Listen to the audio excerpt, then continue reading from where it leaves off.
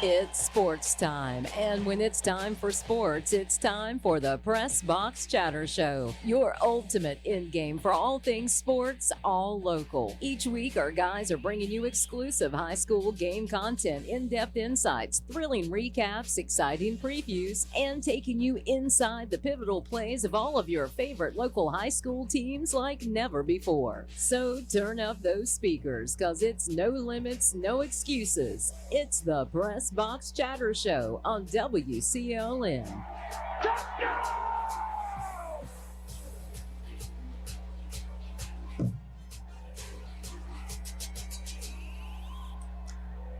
Welcome to Pressbox Chatter here on Oldies 1170 AM, Star Communication Channel 16, oldies1170.com, and the Mixler app.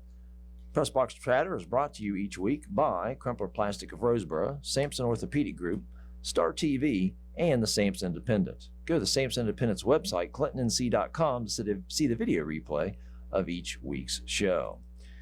This week on Pressbox Chatter, we'll review action from November 12th through yesterday, and we'll preview upcoming week's action. Jeff Sobel, joined by the voice of Dark Horse Football, Jonathan Griffin, and we've got the head man here, Ron Davis, at least for a minute or two, so he'll be out here shortly.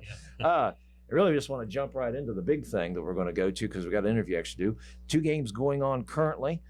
Soccer, fifth round of the playoffs, It's the Eastern Championships, and 2 Sampson County teams with chances to go to the state finals tonight as Clinton hosts Green Central and Hopton is playing host to Voyager Academy. And both games going on. We're going to have a live look-in with Brant Young is out at the soccer game. We'll get a call from him about 6:20. I'll have an update about the Hopton game as well, too. And we'll give a live feed from his game.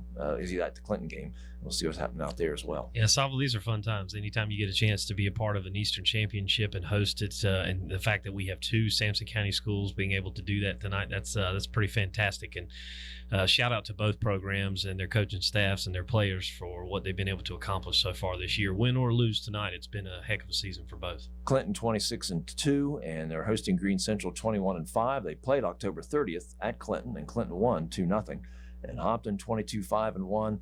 They are hosting Voyager Academy 18-2. Again, both those games going on, and we'll get live updates here about 6:20. We're going to start out tonight with our coaches interview, as we had coach interview with Coach Spell yesterday of Clinton, and we'll hear from him talking about the playoffs and tonight's game with Green Central. Welcome to Pressbox Chatter and our coaches segment this week. We're going to talk with head men's soccer coach at Clinton High School, Brad Spell. And Brad's soccer team, obviously a huge game tonight as they'll be facing Green Central for the Eastern Championship. First off, Brad, congratulations again on an outstanding regular season, 22-2 in the regular season and conference champions. I appreciate it. It's been an awesome season. It's been a fast one, but really enjoyed it. All right, heading into the playoffs, then let's kind of review the first 4 rounds. You start off first round with a 6-0 win over Princeton. Yeah, Princeton coming in, they would automatic bid for coming second in their conference, and we knew coming in that definitely we were the favorite. We had home field advantage, and we just took care of business early on, and I think it was like you said, a 6-0 victory. They had one guy up top that we really needed to maintain, and we did what we needed to do, and it was good to get everybody playing time in a playoff game. And again, you came in as the number 1 seed too, as a result of that regular season record, 22-2, and the schedule that you had as well. Now that set up a second round game, which you had mentioned was going to be a tough one. It might have been one of the tougher ones you thought maybe in the first 3 overall when you had North Carolina School of Science and Math coming in. Yeah, science and math. That was. I'm not gonna lie to you. I was a little tight on that one. I was a little nervous.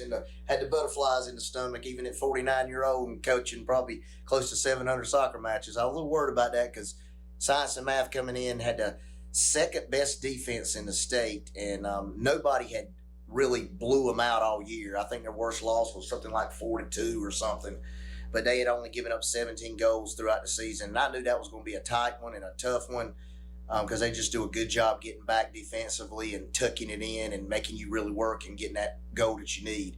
It was one of those games that I felt real good about if we could score 2 goals.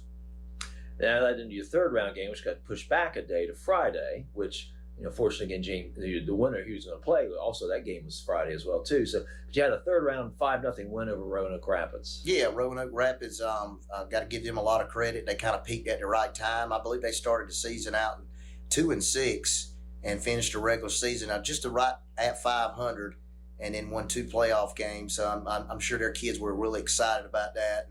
But once again, very similar to the Princeton game. We just came in and we did our business, did our job, played our type of game. And the great thing about that, again, I got a chance to rest a lot of players because I knew if we did get by that game, we were going to turn around and play a very strong, tough James Keenan opponent. Who came in then the next day, Saturday, and ended up being a 2-1 victory over Keenan. Yeah, James Keenan coming in. We had played him early in the season. And all the teams that we played this year, to me, they were the scariest team. Individually, they had players that really could take you off the dribble, had a lot of speed and a lot of fight to them and tenacity. And, we struck early on the first 12 minutes of the ball game and actually scored 2 goals in the first 14 minutes of the ball game. And, we got this saying, we say kill switch, and basically get that third goal, that game's pretty much over. It's rare to see a team come back from 3 goals down, but we were not able to get it. Actually had some chances early in the second half to get that 3-0. And then James Keenan kept fighting, and we were on our heels a lot, kind of trying to hold on. They get a goal with about 25 minutes to go in the ball game off a free kick, and I'm like breathing pretty heavy over there. The clock ain't moving. So it's one of those things, guys played good defensively. We shifted well, we contained, we tucked in, and we didn't give James Keenan a lot of good opportunities. And we still wanted to be on the attack. But we were happy that clock ran out. Offensively, who's been the big keys all year? That's one thing our team is really scary for an opponent that faces us. We've got multiple people that can score for us. Griffin Williams right now is leading our team, 25 goals. My son Holden Spell has 20 goals. Oscar, who plays defense,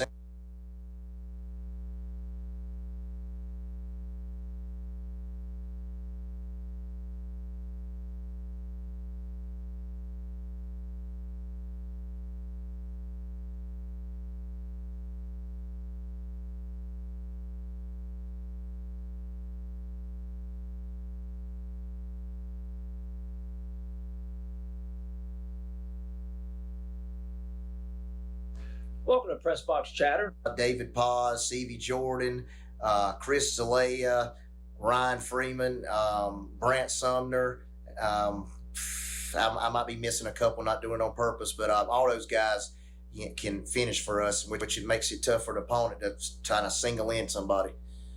And we talk about Griffin, talk about scoring, but Griffin set a school record here in the playoffs too. Yeah, he got his 25th assist. I believe it was versus science and math. No, it might have been Princeton, but he got his 25th assist, which was the old record was by Walker Spell at 24. So Griffin now currently has 29 assists, which is not only the CHS record, it's also the CHS career record with whatever it is, 62, 64, something like that.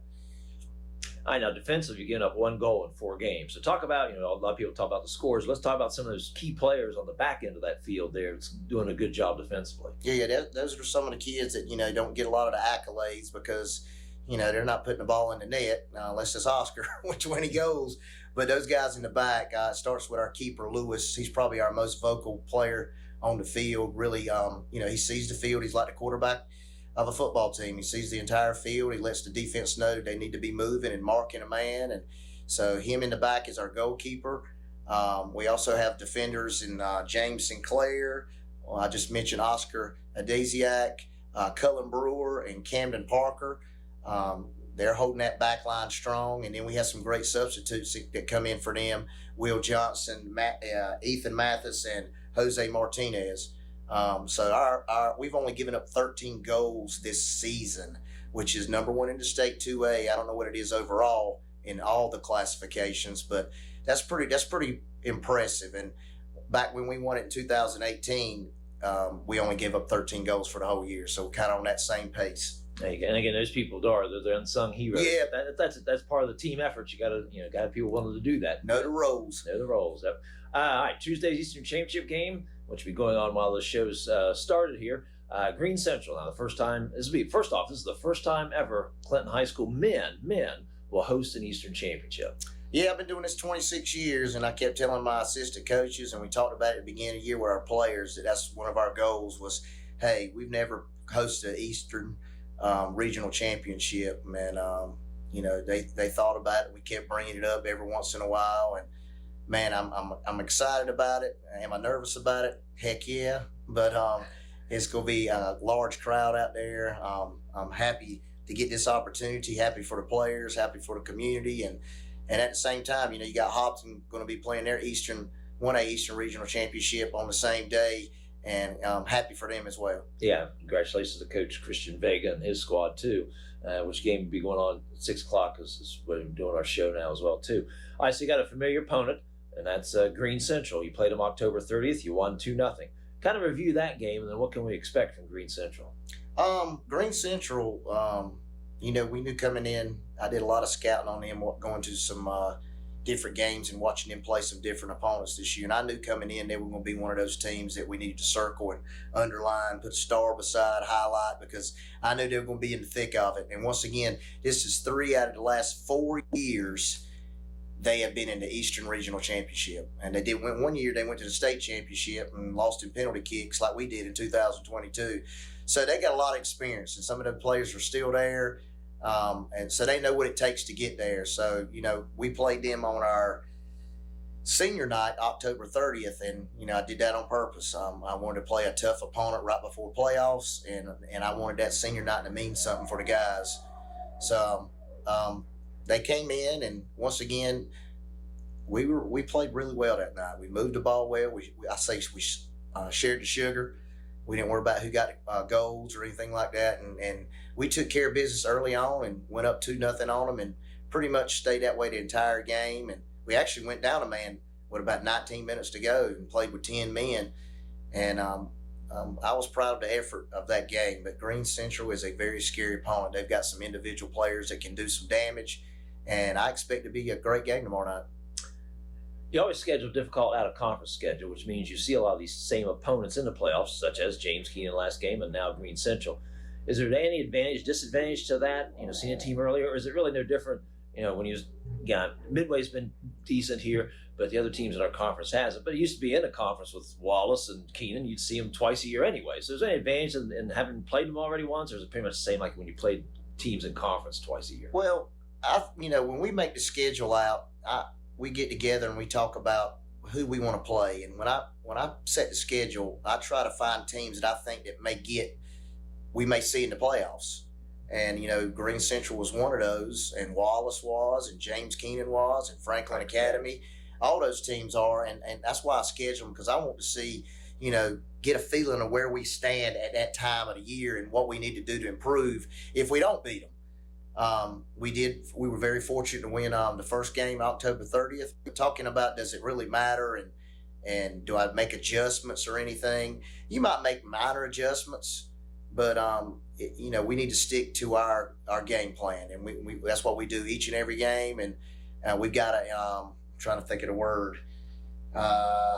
We got 6 things that we talk about, that what we need to do on the field, and identity is our identity, and we continue to do those things. I feel confident with our team. Go with what brought you here. That's right. Yeah, that's it. All right, now we joke a lot after games about how'd you win the game, and the response is it's the coaching. Yeah. That's all right.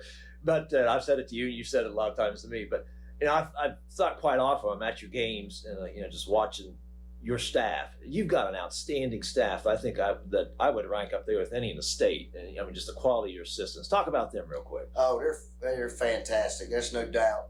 I couldn't do it without those guys, and the success is a big part of them. You got Adam Smith, who's been with me now 12, 13 years, and he's just phenomenal. I mean, he's at the point now he could coach anywhere. I mean, I was kind of picking with him the other day, and I think he's around 33 years old now, and I told him when he was a senior and we won our first playoff game, I was 33 years old. So I said, it goes by quick, man. But he's phenomenal. He knows the game, probably knows the game better than I do. He studies the game. He watches film. He gets practice, paints the field, gets to practice his game plans ready, and he just takes over. And that's what I want. We don't have no egos over there worried about who's in control. I know that what he says and what he sees out there, I can trust him, and I'm going to make those adjustments by what he sees. Then we got Jonathan Jacobs. He coached for Hopton, went to the state championship last year. He's another former player of mine, and he coached at Hopton for 10 years, and he's a blessing to have over here. He's kind of in charge of our defense and getting them organized. And once again, our defense is no doubt number one in the state right now, giving up goals, and he knows what he's doing too. Both of those guys are phenomenal. I've had Mitchell Brewington's been with me now for 14, 15 years, and he's like our relaxed guy. He's kind of the calm of the storm. He tells me to settle down when things might not be going the right way, and gives me good spiritual support.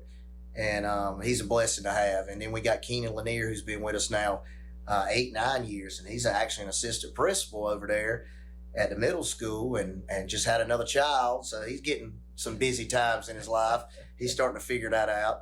But he's our keeper coach, and I have him out here in the summertime, and maybe a good 30 minutes each day to work with our keepers to get them ready for their next opponent. But there's no doubt I've got the best coaching staff in the state, and without those guys, we don't have the success that we have. And I know he's not on the coaching staff, but our club coach, Danny Walsh, has done a phenomenal job with all these players since they were about 5-6 year old. And if you don't have a feeder program, it don't matter what kind of coach you are, you're not gonna excel.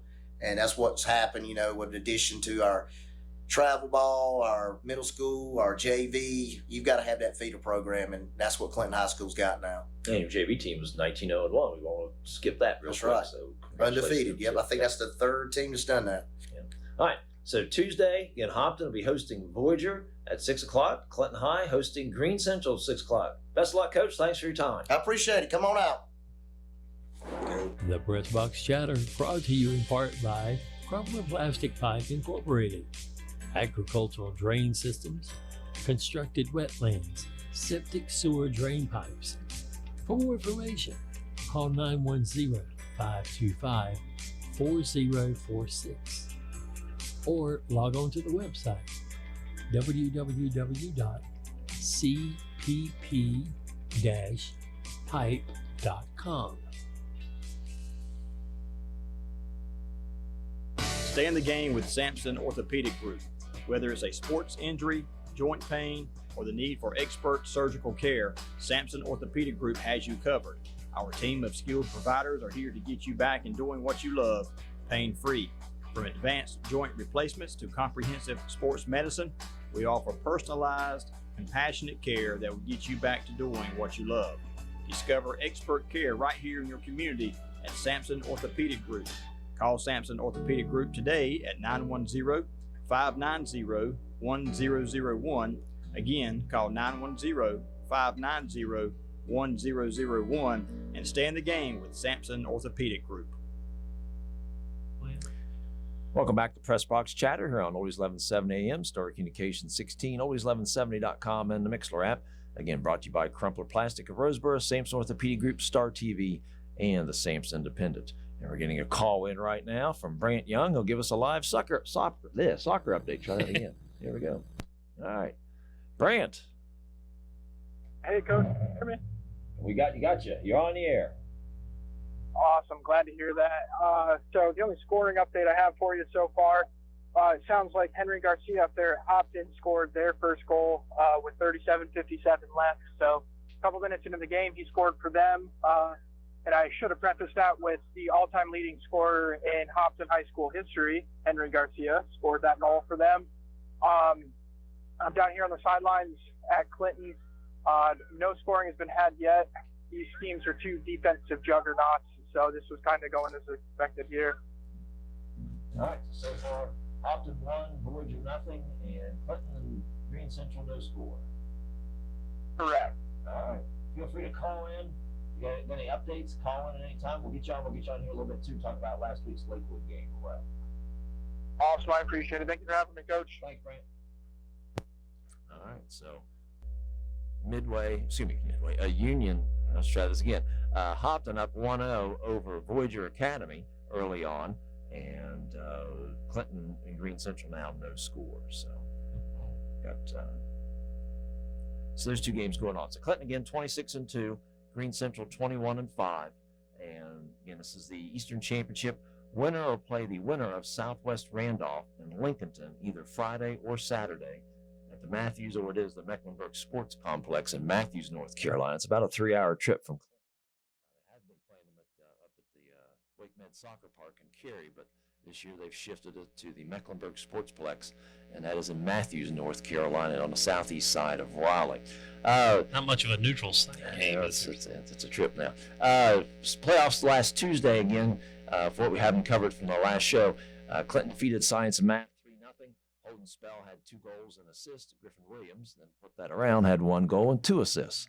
They followed up with a rain-delayed one-day game against Roanoke Rapids, which Clinton won 5-0. They got out early, and as Coach Spell talked about in his interview, gave them a chance to rest some people, and because they knew it was going to come back Saturday against either Seaforth or James Keenan. Ended up being James Keenan. J.J. Nahara had 3 goals. Oscar Daziak, a goal and an assist.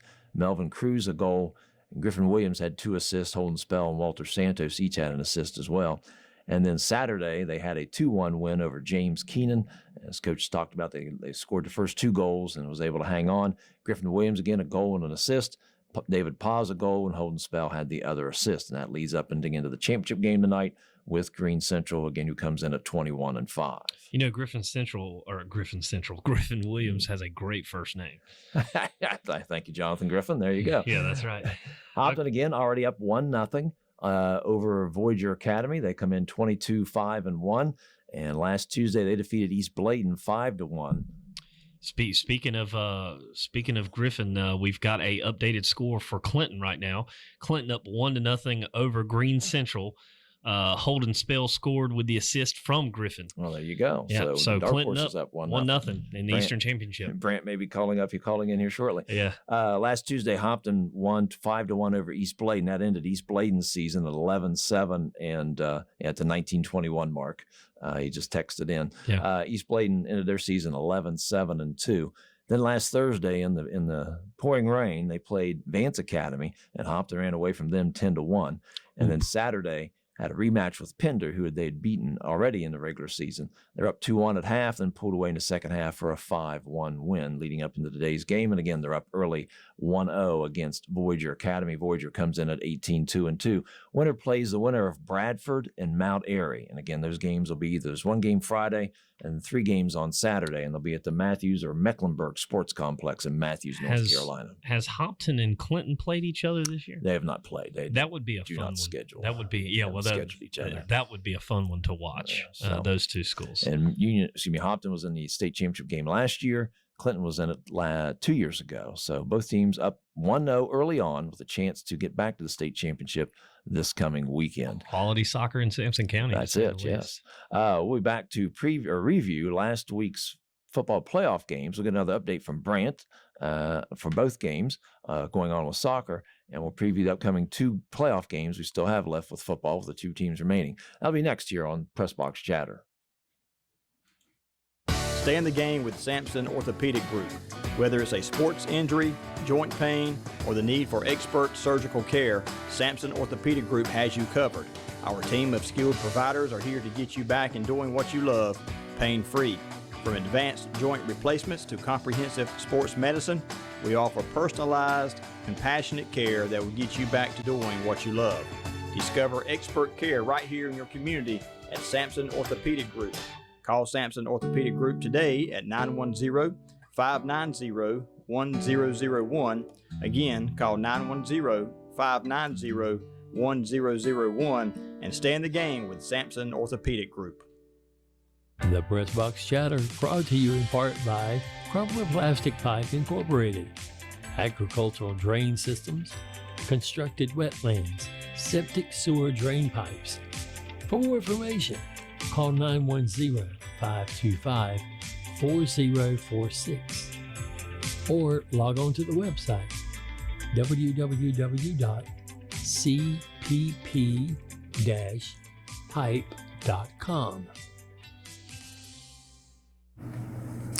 So, soccer, Clinton still up 1-0 over Green Central. Hopton up 1-0 over Voyager Academy. And we'll get another update from Brant here shortly as we go through our football. So we'll have him talk about last week's Lakewood game, which he was at, and I was at the Midway game last week. We'll go over all. We had 5 teams from what we cover in Sampson and Bladen County in the playoffs last week. Harrell's had already finished off their season with their playoffs a couple weeks ago, and Clinton and West Bladen did not make the playoffs. So last week we had 5 teams playing, and the local teams finished 2-3. We'll start with Union.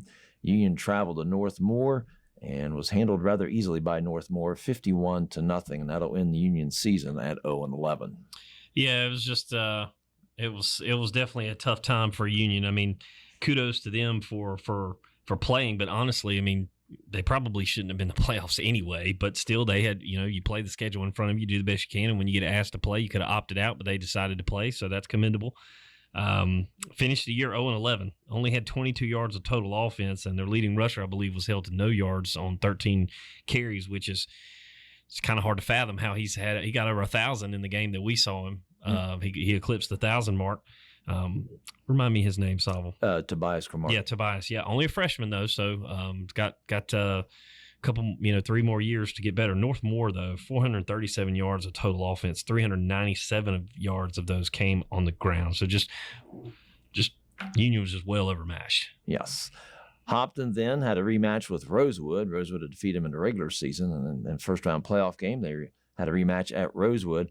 And Hopton was down early. He was down 13-0 after the first, 32-7 at half, and Rosewood coasted to a 48-21 win over Hopton. Hopton ends the year now at 3-8 on the season. Yeah, Joe Corbett had a one touchdown rush and one touchdown pass. Reggie Thompson, 1 touchdown reception and a 2-point conversion, and Daniel Aguilar had 1 touchdown rushing for the Wildcats.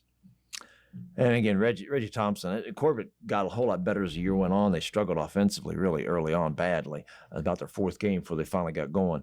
And Reggie Thompson, Ron and I were over there when Lakewood and Hopton played. Reggie Thompson made some outstanding catches, and he's one of the leading receivers in the state in terms of total yardage, regardless of classification. But Hopton will end up the year now 3-8.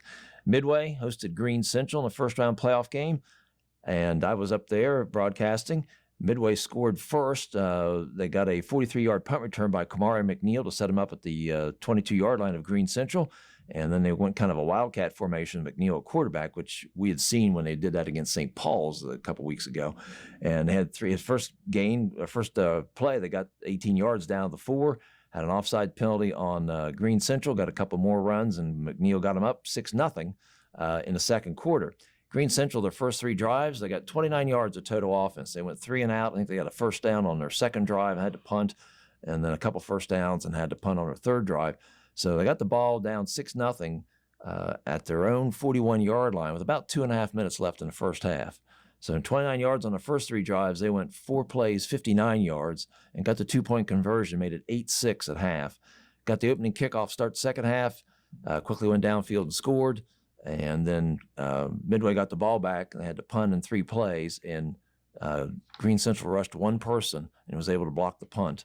The protectors didn't come up to help block and ended up blocking the punt. Oh, my gosh. Green Central had the ball at the 10-yard line, scored after that. Midway got the ball back, tried a double pass on first down. Ball got tipped, got intercepted, and Green Central was set up, I think, at the 22. It quickly got out of hand, and Green Central ended up pulling away in the second half, scoring 41 straight points overall for a 41-6 win over the Raiders. And the Raiders will end up 8-3 on the season. You speak of that, and I look back at my predictions at the beginning of the year, which we'll have noted for you at some point, like who's going to get that Ted's Charcoal Steakhouse dinner. But when we look at Midway, I was the closest in my prediction. I had Midway finishing the year 8-2, and then you and Ron both were at 6-4. So winner, hopefully a Ted's Charcoal Steakhouse dinner. 6-4 for who? Midway. Oh, Midway. Yeah. No, Union. I had 2-7. Ron had 1-8. You had 2-7. So Ron actually won that one. So on that. And it's unfortunate because we want everybody to be good, but we were just, you got to use your brains a little bit when you're predicting. We're playing for food, baby. So it's important stuff. I don't know what we're judging the winning off of, though. Like, we didn't determine as a We've percentage. Never determined that last year. We had, because of the way two different ways of doing it, and somebody won. Yeah. Somebody finished second both ways, and one person finished first and third, and the other finished. I say we let you pick it because you're the only one that's smart enough to figure it out. Yeah, so I'll pick it whatever's going to benefit me. That's true. I'll get Brant to call in. He was at last week's Lakewood game, and Lakewood defeated Northampton County 56-6, and they'll advance to the second round. They will host Pamlico County, who comes in. Lakewood's now 8-3. Pamlico County comes in with a 2-9 record. They were 1-9. They went up to Beargrass last week and beat Beargrass Charter 50-34.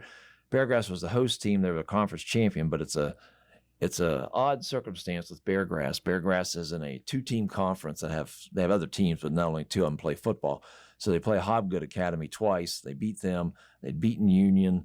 I forget. They were really 3-2 on the year. So Pamlico going up there and winning. And really, when you delve into it, it's not that much of a surprise, even though they were 1-9. So Pamlico will bring a 2-9 record. The Hurricanes will come in 2-9. Lakewood will host 8-3 this Friday. They'll be on a Dark Horse Sports Network. We'll go pregame at 6:15 and the kickoff at 7 o'clock. I'll be back for this one, baby. Yes. That's so a good one. Both teams have one common opponent. They both played Lejeune. Lakewood, that was a non-conference game. Lakewood won 43-28. But they had a tough time early on. Yes, they did. Lejeune. Yeah, Lejeune was up in the second half on them. Pamlico, it's a conference game for them. Pamlico got beat by Lejeune 30-27.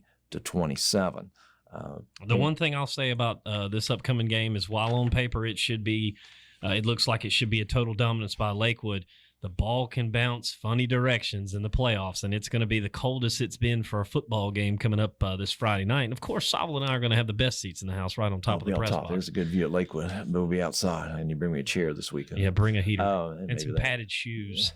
Yes, well, I had padded shoes. I stood up that whole time. More padding. He wasn't to sit on. Yeah. And again, what Pamlico comes with nothing to lose too. I mean, why not let everything loose? Because you're just playing with house money now, coming in at 2-9. So I was looking at these stats that you have down here. This is for the year. Yeah. Now down against Beargrass last week, their quarterback is Trayvon Munford, and here comes Brant in. So we'll get Brant's soccer update, and he'll have him talk about last week Lakewood game here. Brant. So we'll get Brant on, and we'll get that on. I can actually hear him now to ask him questions. All right, Brant, you there? Hey, Coach, can you hear me again? We got you. Awesome. Glad to hear. Soccer updates first. So yeah, say what? Soccer updates first. All right. So I got nothing else out of Hopton so far, but we do have a goal here at Clinton. About 19 and a half minutes into the game, holding spell, snuck behind the Rams defense and got one in. That's been the only score here so far. These teams are slugging it out at midfield for the most part. But yeah, other than that, I haven't heard anything out Hopton's way. How much time left in the first half at Clinton? We are coming up on the 31st minute here, so we got about 9 minutes left. 9 minutes left in the first half, so Clinton up 1-0. Brant, we were wanting to talk to you to get your input as to what you saw at the Lakewood game last week. We were on the Lakewood portion of the football breakdown. Yeah, so game was Lakewood's defense really told the story of that one. I think they had close to half a dozen turnovers. They had interceptions, they had fumbles, they had key stops. Northampton, the quarterback was a true dual threat, and they had a speedy receiver that their offense towards the middle of the game, in the final moments of the game, their offense was get quarterback time in the pocket, chuck one up, and hopefully either get a catch or a pass interference. And Lakewood just shut them down on that. They cleaned things up. They were pretty sloppy defensively in the first half when it came to penalties, but in the second half, they cleaned things up, and they played a much better game as far as penalties went. Offensively, the two-headed monsters that makes up Lakewood's backfield with Chris Carr and Nakai Owens when Calvin Lacewell Jr. isn't in, they were doing anything they wanted to, plus some. If you needed 3 yards, they'd get you 7. If you needed 10 yards, they'd get you 24, it seemed like. So just both sides of the ball, they were firing on all cylinders. And we have to give a shout out to William Acosta, their kicker. He made every single extra point, missed the opening field goal.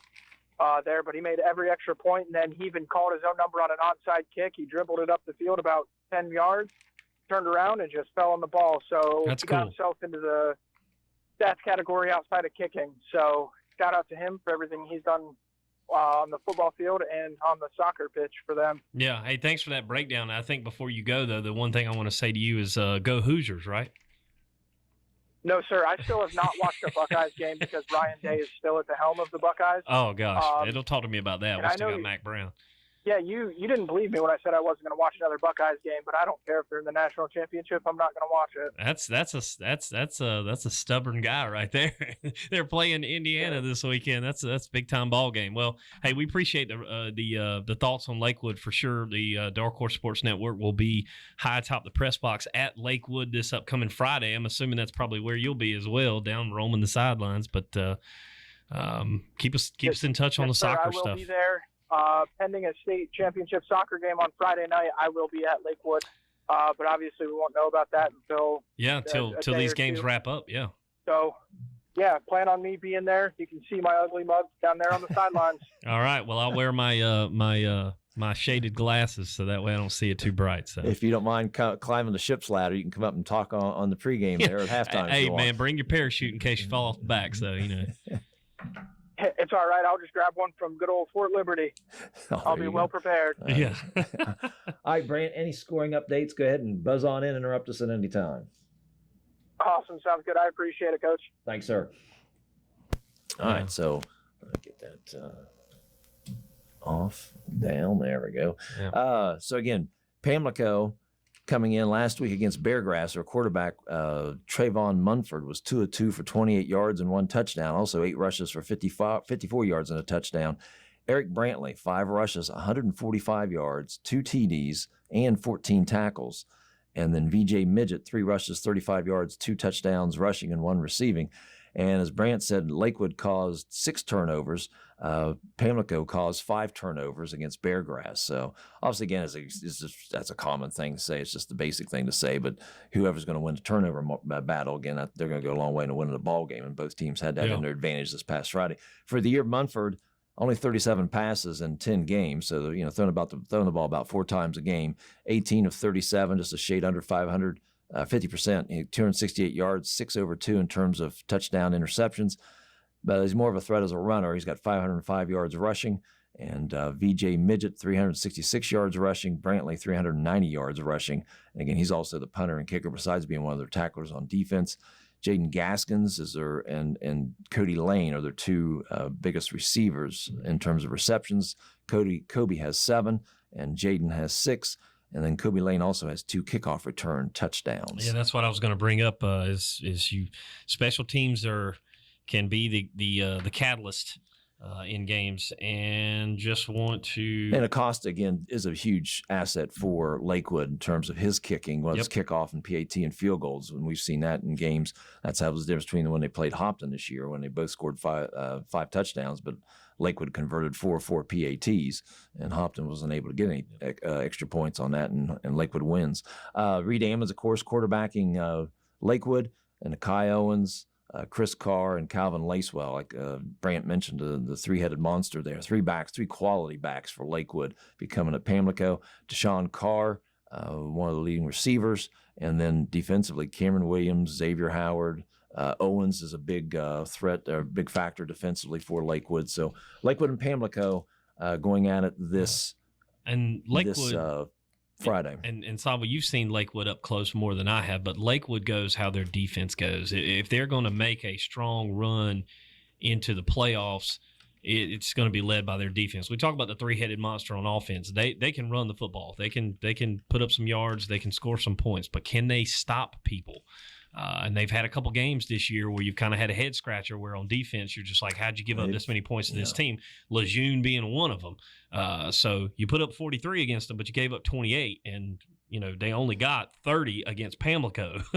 So defense is going to be definitely one to keep an eye on Friday night. And again, I give Pamlico.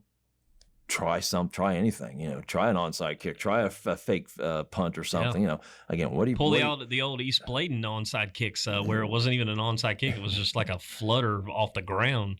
Remember they used to do that all the time. All the time, yeah. Speaking of East Bladen, you want to hop into the East Bladen football? East Bladen wins 37-12 over Southeast Halifax. They get a first-round win. They're now 5-6 on the year. They will go to North Duplin this Friday up at Calypso to face the Rebels. The Rebels had a bye in the first round, and North Duplin comes in 9-0 on the year.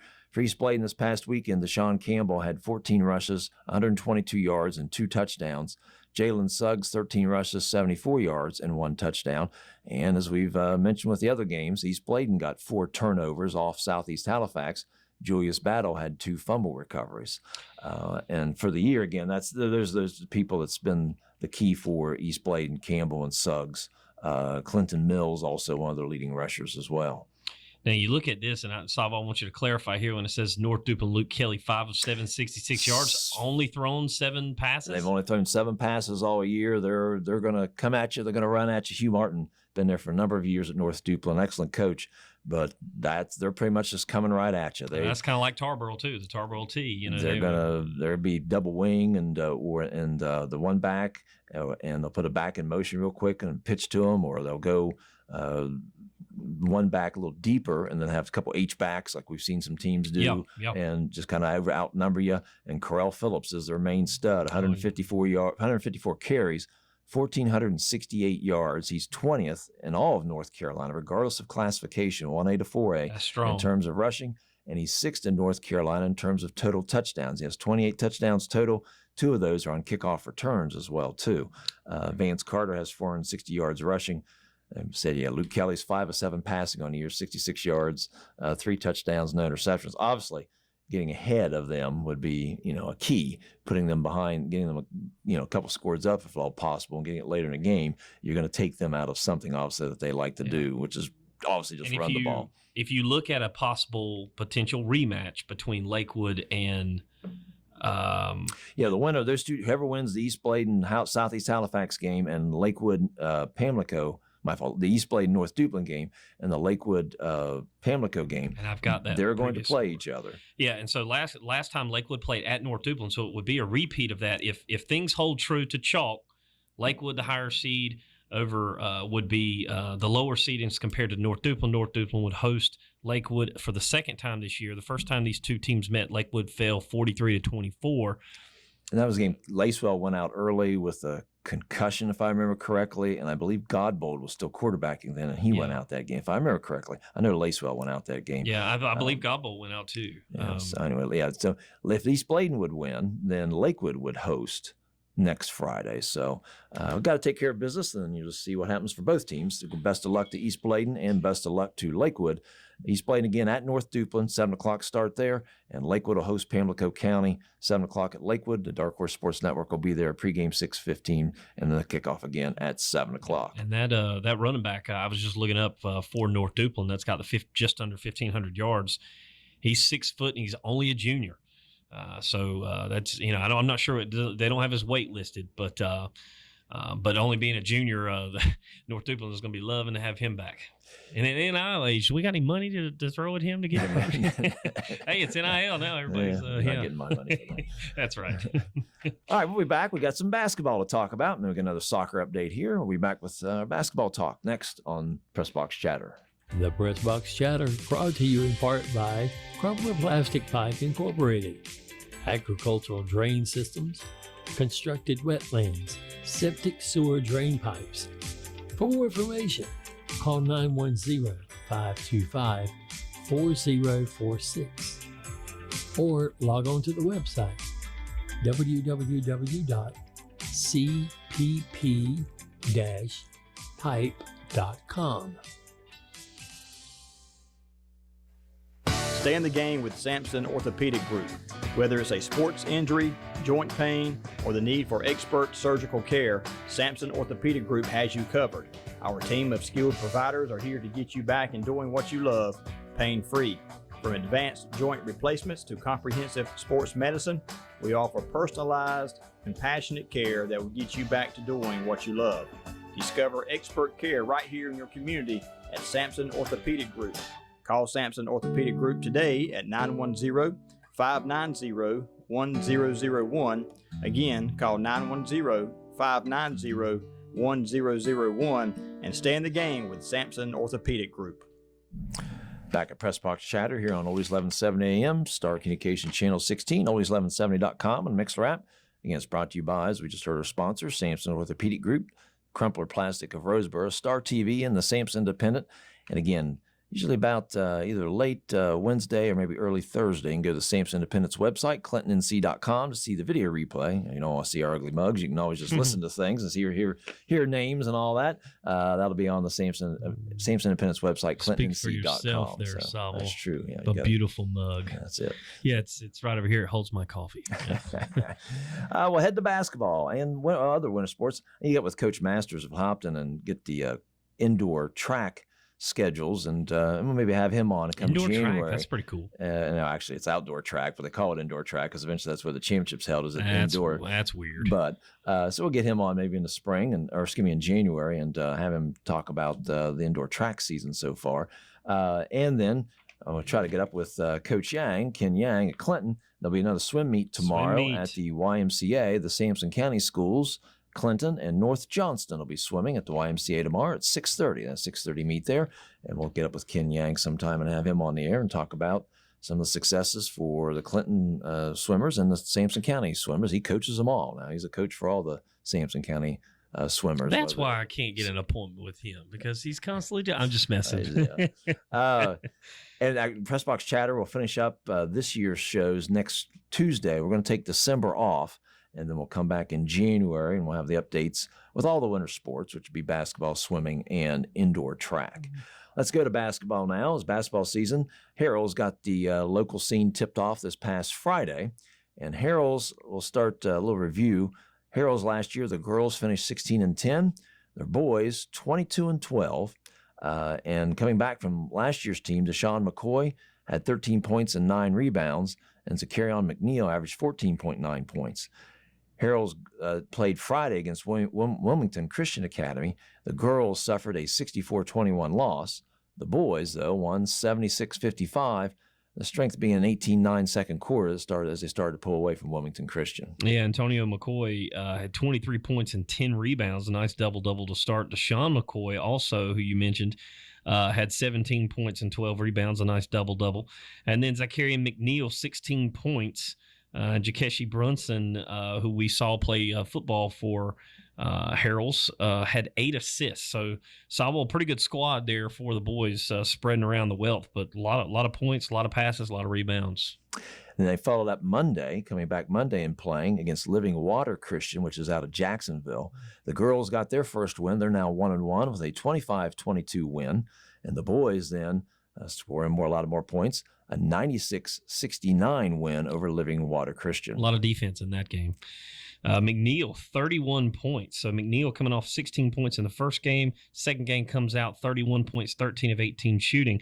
Antonio McCoy, who I mentioned, had 23 points and 10 rebounds, had 30 points and 18 rebounds in the second game against Living Water Christian. And then Brunson, who had 8 assists in the first game, had 11 assists. So those 3 boys right there, they are balling these first 2 games for the Crusaders. And again, talk about roles and all that, as Coach Bell mentioned, Brunson's roles is dealing the basketball. And he's had 5 points there against Living Water and 11 assists. Ed Cota was not asked to shoot a lot. So both teams will be back in action this Thursday. They will host Arendelle Parrott Academy. The girls play at 5:15, the boys at 6:45.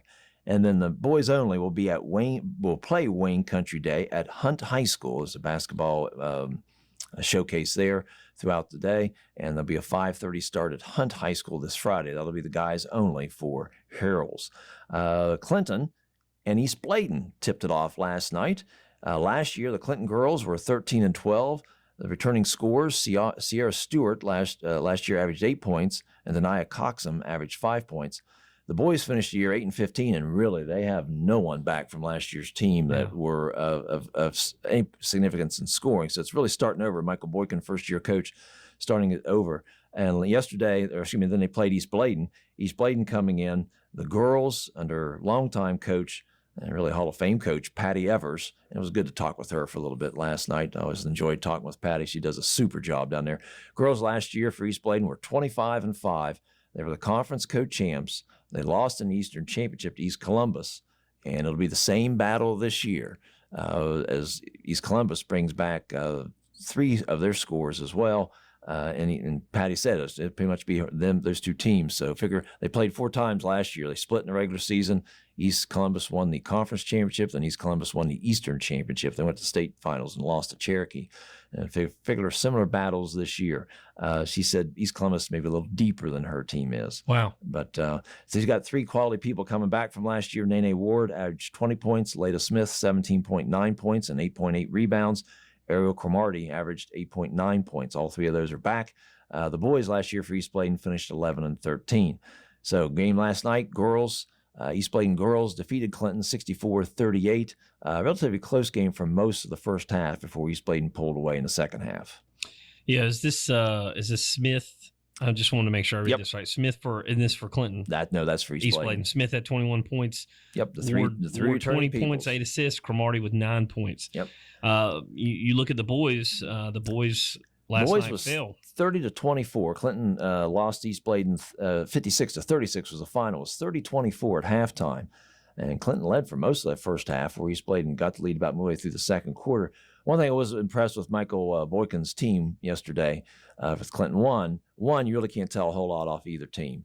Clinton had 3 or 4 players not playing because they were serving out a suspension from what happened with the Fairmont football game.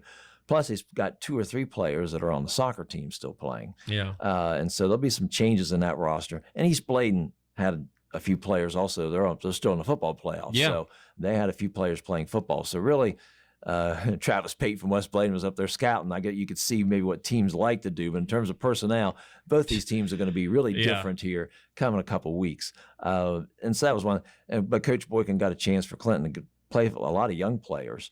I think his top 4 scorers were all freshmen and sophomores. And the leading scorer for Clinton was Jabari Daughtry. I think I was most impressed though with Coach Boykin's team was they didn't shoot a shot till the 4:56 mark of the second quarter that was outside the paint.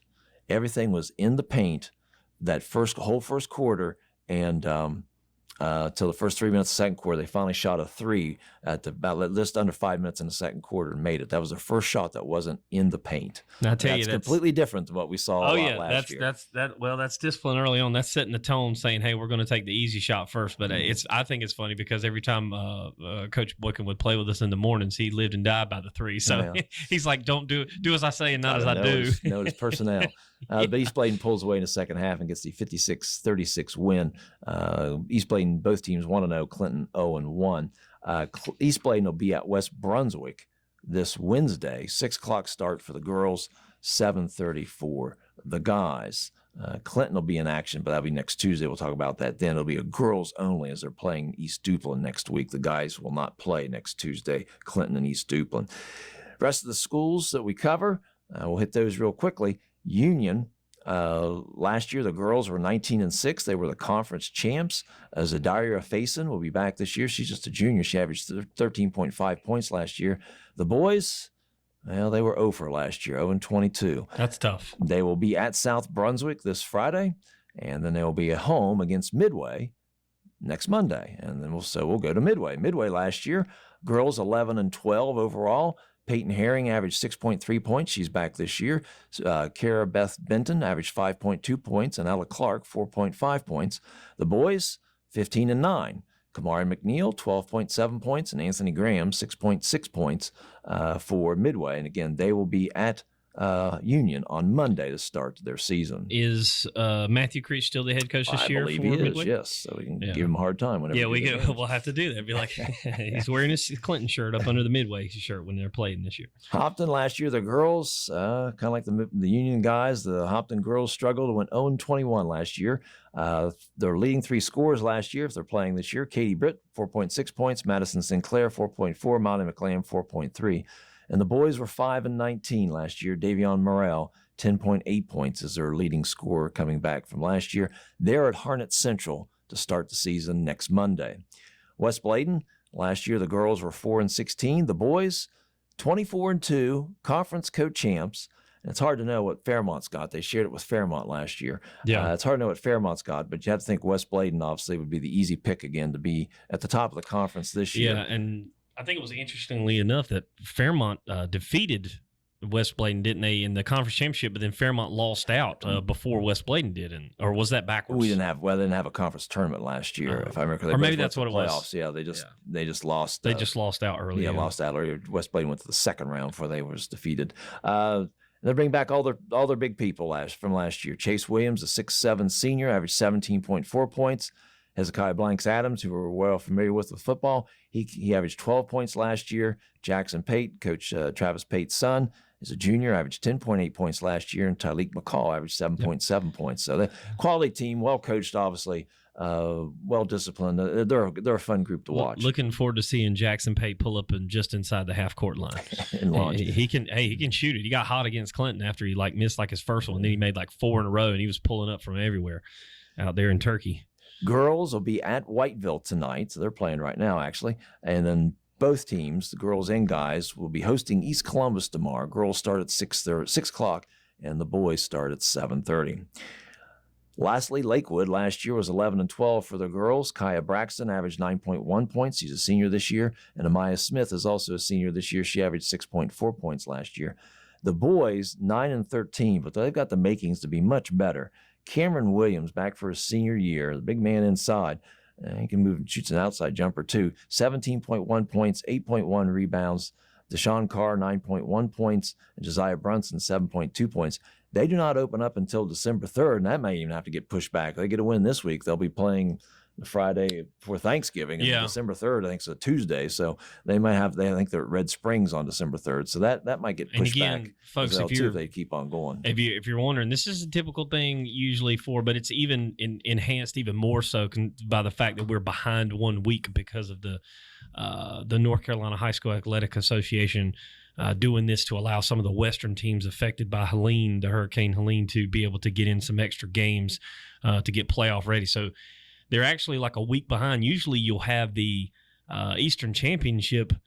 Should have been the next week. Yeah, it usually is the Friday. No, my fault. No, it wouldn't have been, because there's 6 rounds of playoffs back in the day, you get the 4th round, but it'll be the 3rd round. Yeah, it'll be the 3rd round next week. Yeah. It's the 4th round. So we're a week behind. And if Lakewood gets that dub on Friday, we could be wherever Lakewood is, which will be at North Duplin potentially. Or home against East We'd love Bladen. to see them at home against East Bladen, wouldn't they? Absolutely. Be great. Both our local teams in there. There. That'd be East awesome. Bladen and Lakewood. So there we go. Guaranteed to get somebody the 4th round. For sure. We'll be back with soccer updates here as we wrap things up, leading you up into on Channel 16. We Should Know with J.W. Simmons at 7 o'clock, and then Sydney Knowles with At the Table at 8 o'clock.